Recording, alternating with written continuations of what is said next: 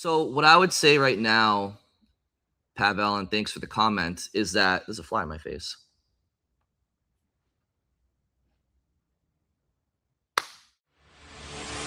You're listening to the PuckUps Podcast. It's time to hit the ice with Brian D. Felice.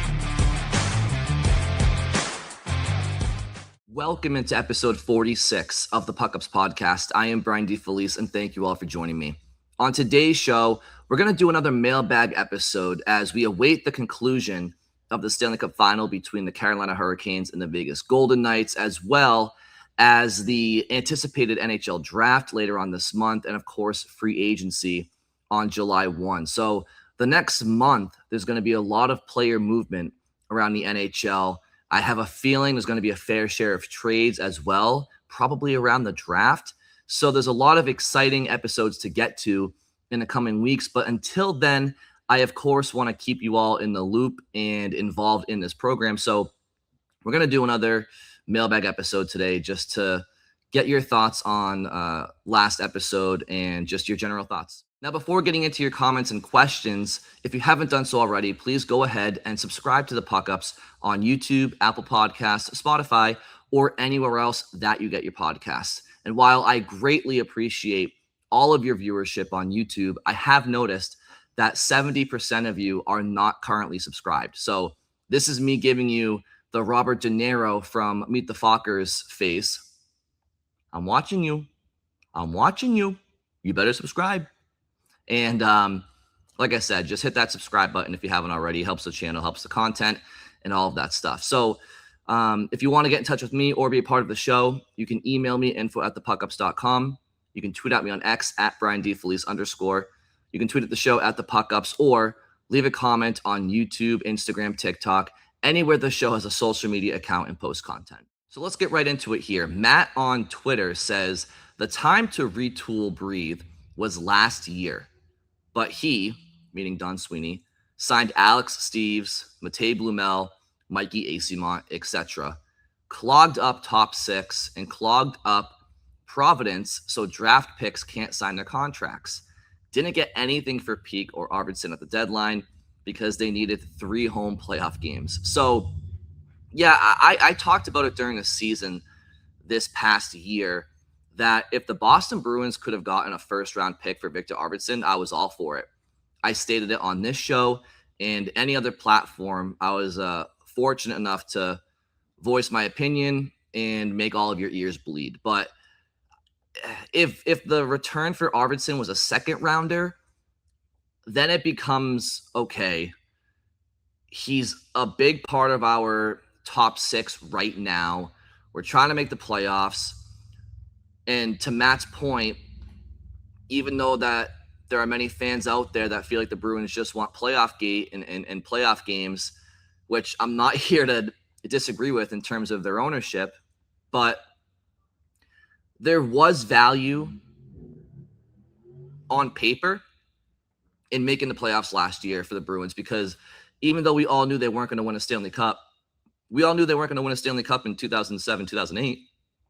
We all knew they weren't going to win a cup in the 2017 playoffs, but sometimes, depending on where your organizational trajectory is, a playoff appearance can provide good energy and things to build on going forward if there are a lot of younger players with upside that are getting that experience. And so I can understand if the return for Arvidsson was anything less than a first-round pick, why the Bruins would sit there and say, well, listen, we think Arvidsson helps us get to the playoffs this year, and we're trying to build something for the future, so it's not worth pissing off the room right now for a late second-round pick or a third-round pick. And I do get that.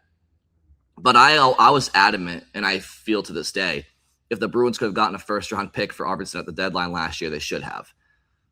Because I'm all about long-term asset management. And when you start to talk first-rounders for an aging asset that you may or may not re-sign in the offseason that's on an expiring deal,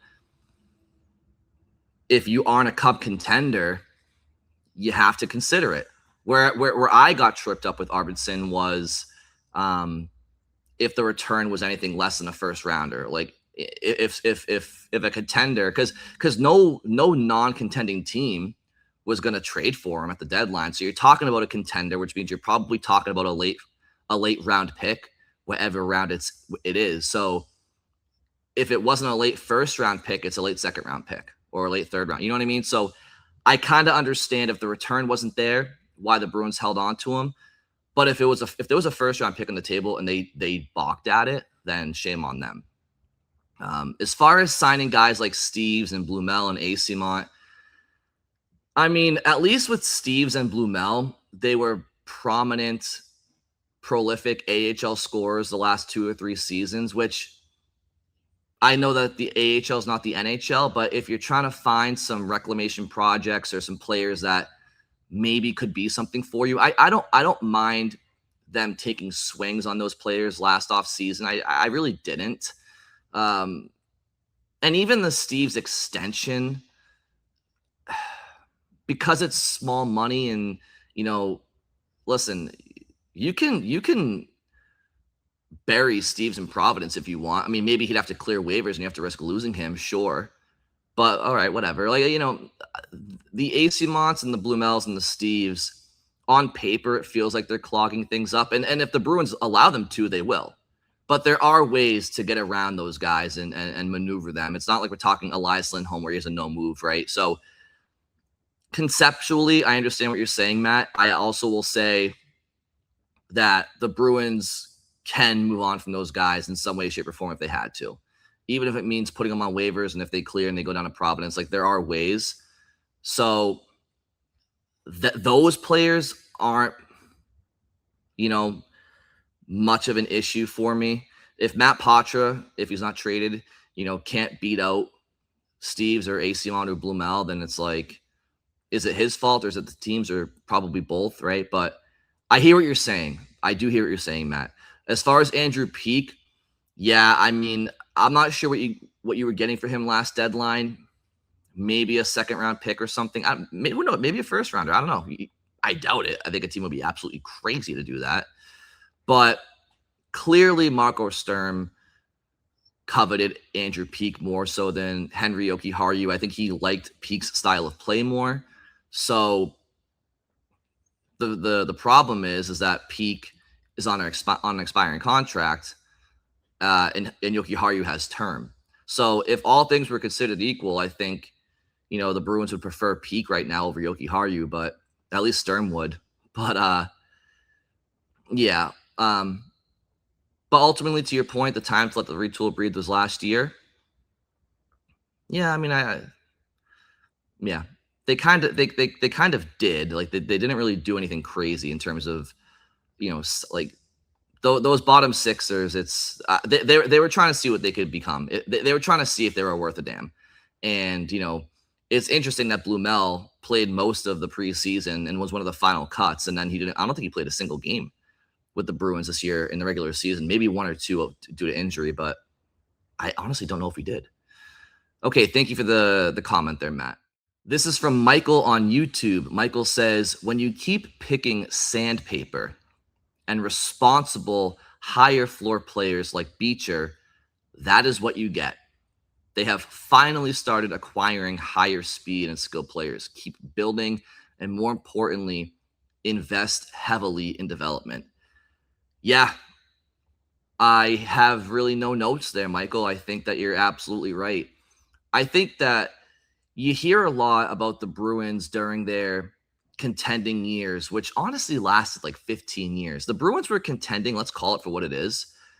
In 07-08, they were under Claude Julien for their first season, and Bergeron missed most of the year due to the concussion, and they scrapped their way to the playoffs with Chara and Savard and Marco Sturm and Dennis Weidman and Chuck Kobasu, a young Lucic, a young Krejci, a young Kessel, right? Like they kind of, Timmy Thomas was really emerging later in his career at that point. So Glenn Murray, did I say Muzzy? But yeah, they kind of scrapped their way to the playoffs that year, and that was not a contending season. That was a putting us on the map type of season. And it actually kind of correlates to a question that I want to get to a little bit later on in this mailbag, because after that 07-08 season, you saw players starting to want to go to Boston. And let that be a tease for a comment later on here. But 07-08, not a contending year. But 08-09, they were first or second in the Eastern Conference. And I think they were first in the conference. I think they were second in the league behind San Jose. And they lost to Carolina in round 2. But they were a contender that year. In the 2010 season, they were riddled with injuries towards the end of the season. Mark Savard was hurt.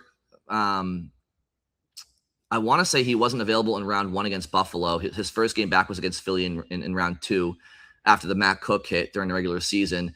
But the Bruins were without Dennis Seidenberg, who they acquired at that year's deadline against Philly. They were without Marco Sturm after his first shift of game 1 against Philly. And they were without David Krejci after getting his wrist broken in game 3 on a hit from Mike Richards at center ice. So they could have been a contender that year when it mattered most if they were fully healthy. They won a cup in 11, so they were obviously favorites in 2012 as defending champions. They won the President's Trophy in 2014. They went to the finals in 13. So my point is, they were contenders for a long time. For a long time, from 2008 to 2023, those 15 years, they were probably contenders in about 11 of them. So in terms of your comments, yeah, a lot is made about how the Bruins were contending for so long. And so they were drafting outside the first round because they were giving up draft collateral at trade deadlines, or the first rounders that they did have were late first rounders. And it's like, okay, fair. But to Michael's point, a lot of their draft picks were just low ceiling players, like a Johnny Beecher, like a Trent Frederick, safe players. And, the list really goes on there. So I wholeheartedly agree that their safe drafting approach throughout much of the 2010s was non-favorable to the Bruins when their contending window was running out and they now needed some internal succession plans in place. But to your other point, with James Higgins and Will Zellers and Fraser Minton and Dean Letourneau and Cooper Simpson and others, like the Bruins, Vasek Blanard, like the Bruins they are starting to either draft or trade for, younger players that have higher ceilings. So definitely keep it going. This is from Raider Wing on YouTube. Says the Bruins need to make a play for Larkin. If it costs them 2 of their top prospects and another piece, so be it. They don't come available very often. I just fundamentally don't think Larkin's the guy to do that for. I think Larkin is a great center, but it's not even so much to do with Larkin. It's the fact that I don't feel comfortable mortgaging 2 of your top prospects. So we're talking Higgins and Minton, or Higgins and Letourneau, call it what you will. I'm not giving up both of those guys for Larkin when I don't think Larkin and McAvoy and Pastrnak win a cup. You're doubling down on McAvoy and Pastrnak to now win in a very brief window with Larkin, or whatever, a window with Larkin. And if they don't get it done, you have no more kicks at the can, because now those guys are aging out and you mortgage your future for Dylan Larkin, who's a hell of a player. But I can probably tell you 13 to 14 teams in the NHL he's not a first-line center on, which isn't to say he wouldn't be a first-line center for the Bruins, because he would, and he wouldn't fill a hole for the Bruins because he would. I'm just saying, you're not talking about Connor McDavid here or Nathan McKinnon. He's a hell of a player. He's an Olympian. He's a captain in this league. But I'm not giving up the Bruins' top 2 prospects for Dylan Larkin. Again, I'm not sure if Higgins or Letourneau or Minton will ever become the player that Dylan Larkin has been to this point in his career. So there's risk there, but I'm not giving up the top 2 prospects for Larkin. And I don't think he's going to Boston. I don't think he wants to go to Boston. And so we just have a disagreement here on what I would give up for the player. I'm interested in Larkin, but I'm not giving up my top 2 prospects for him. I'm not doing that. This question is from Pavel on YouTube. I like the Bruins, but as a Czech, I wish Pastrnak the cup. Honestly, I would trade him if he requests it, because sadly, they won't be contenders in the near future. It's easy to say, oh, just get a 1C and a top 4 right D, but it's really hard to do so when you don't have a completed retool. I love Pastrnak, but the Bruins just can't afford it. So what I would say is, if he requests a trade, then I do agree. I think you probably should try to move on from him, because I don't think it's smart business to have a locker room where your leader wants out. I think it's toxic. I think that would get out to the public. It would get out to the media, and he would be asked about it constantly, and it would become a distraction. And if David Pastrnak in his prime came up to Don Sweeney right now, tomorrow, and said, I want to be traded, well, then you could certainly get a massive king's ransom for him right now. That being said, I don't think we're there right now. And I do think that there are moves to be made where the Bruins can be aggressive while not mortgaging their future, to give this team a better roster on paper.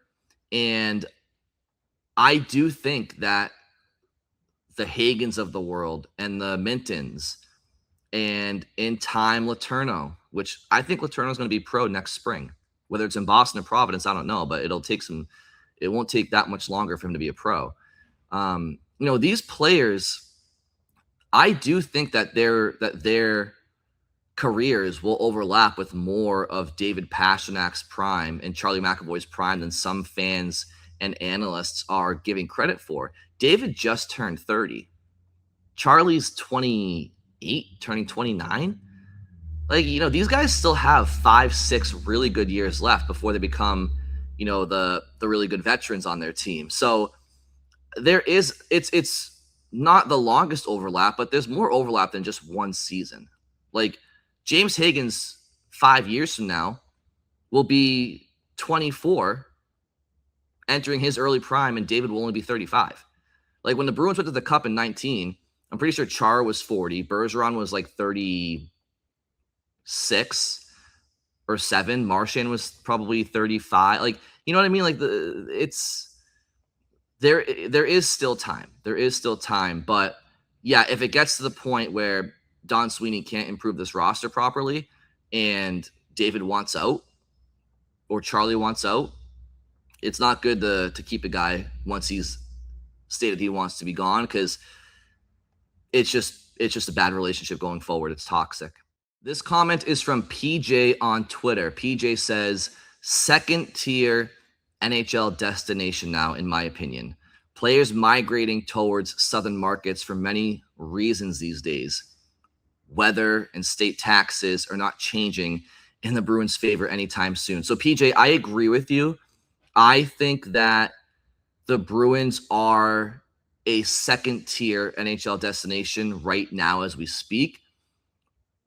But I also would say that they're a second-tier destination out of 5 tiers, right?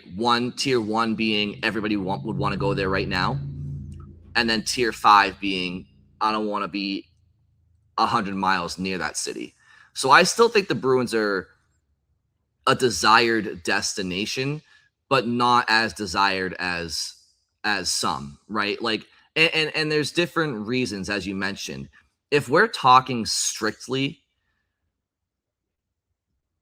teams that give players around the league a better chance to win than the Bruins, well, there's probably 10 to 15 teams easily that right now, prior to the draft, prior to free agency, prior to any trades or player movement that we don't know about right now, but as the roster currently stands, the Bruins are a middling team. So if the parameter, if there's a player out there who's trying to decide on where to go strictly based on chance to win, then I think the Bruins are less than a second-tier destination right now. They're probably a third-tier destination, because they do have some really good players. They have some, David Pastrnak is one of the best forwards in the world. Charlie McAvoy is a top 15 defenseman on his game. and he was 13th in Norris voting, so that kind of confirms that. It's not that subjective. And they do have some younger pieces on the way. Like, I think people know who James Higgins is. I think people know who Fraser Minton is. But yeah, if it's just based on chance to win, Boston is probably a third-tier destination right now.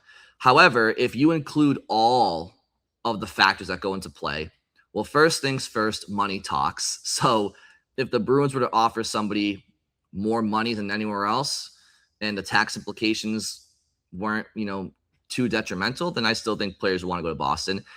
I also think that while Boston, you'll never be able to wear sandals to the rink in Boston outside of maybe training camp or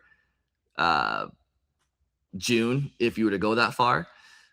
No, the Bruins and Boston doesn't offer year-round sunshine like some of the California teams, or Vegas, or Dallas, none of the Florida teams, right?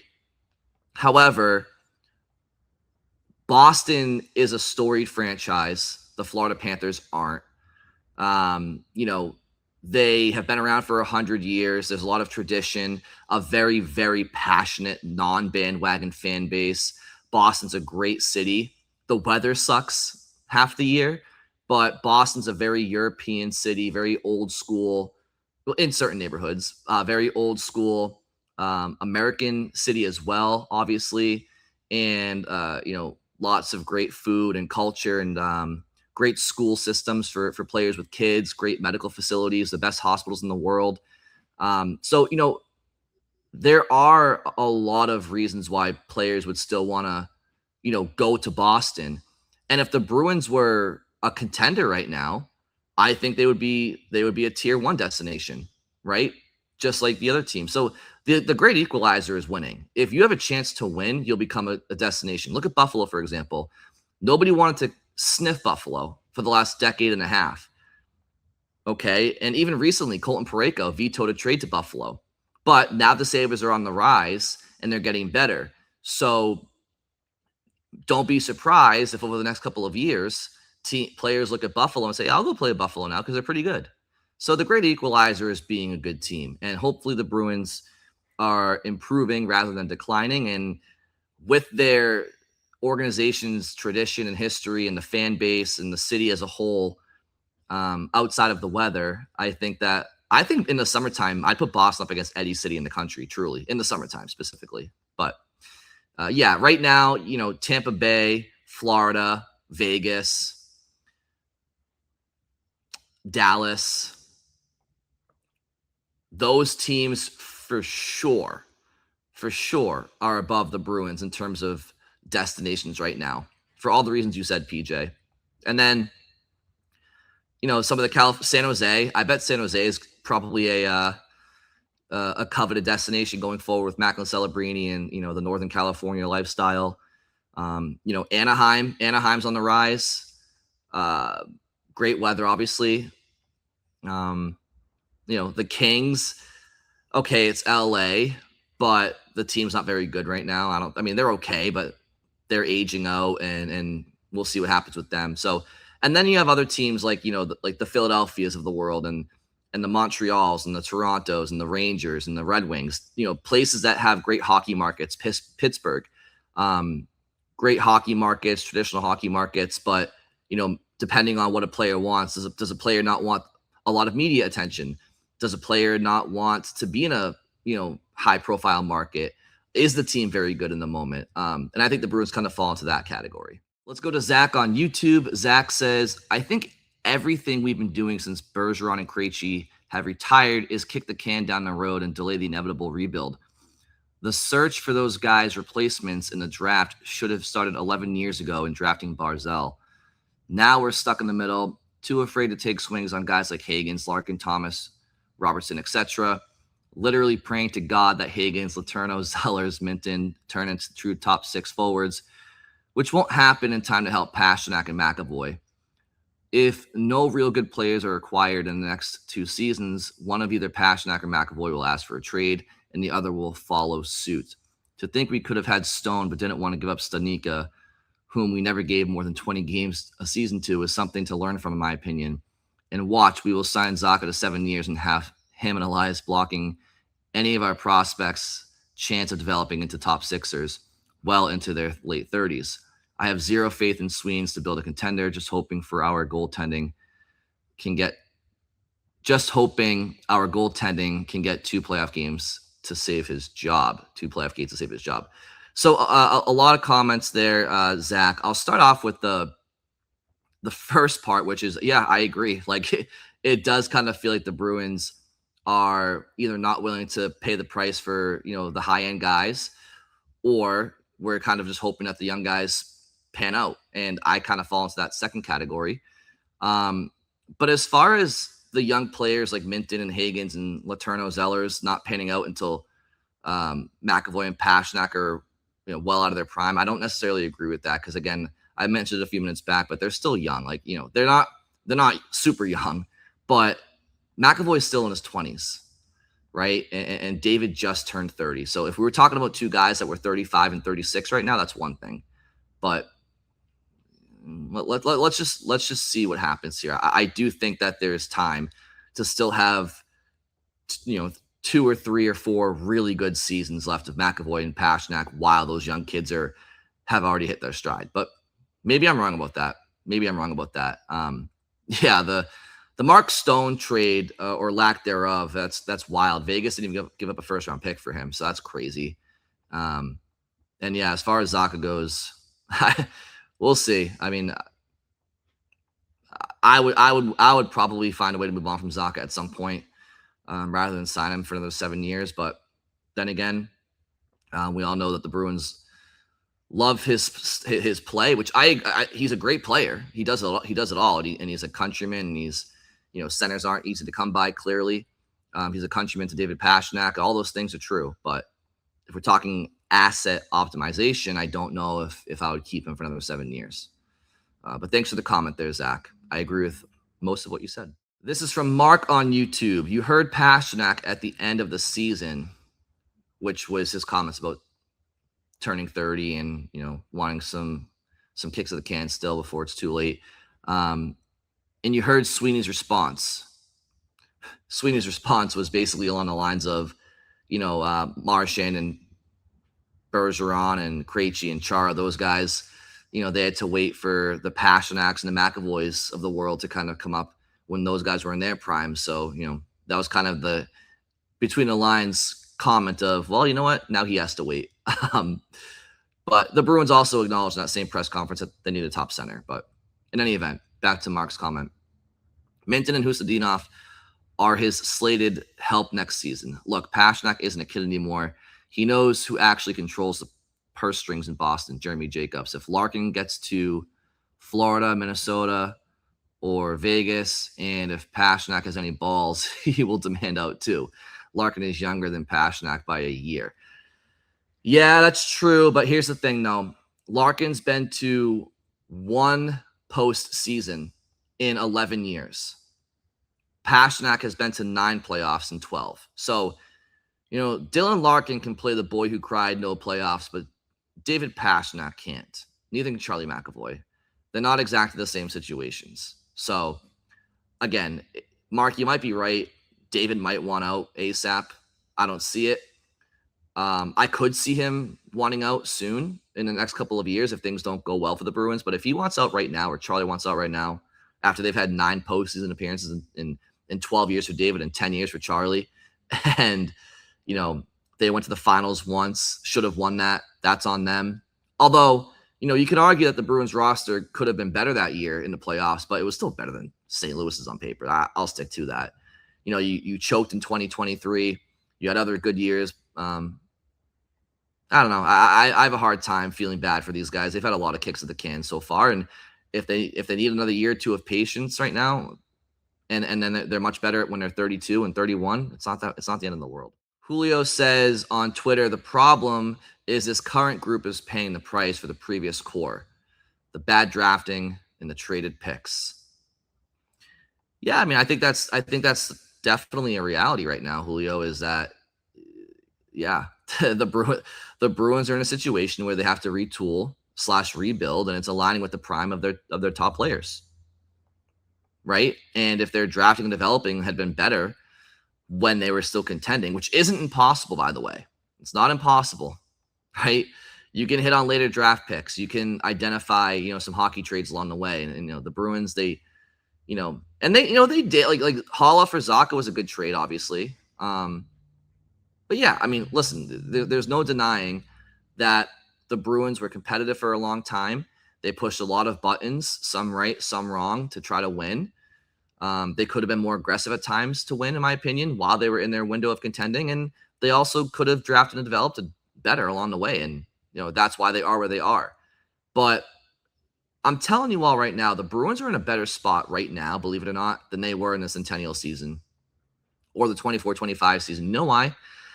Because those 2 seasons, you had no Patrice Bergeron, no David Krejci. You had no real replacements for them on the NHL roster. And you had no high-end picks or prospects in the system. You were going down a dead-end road.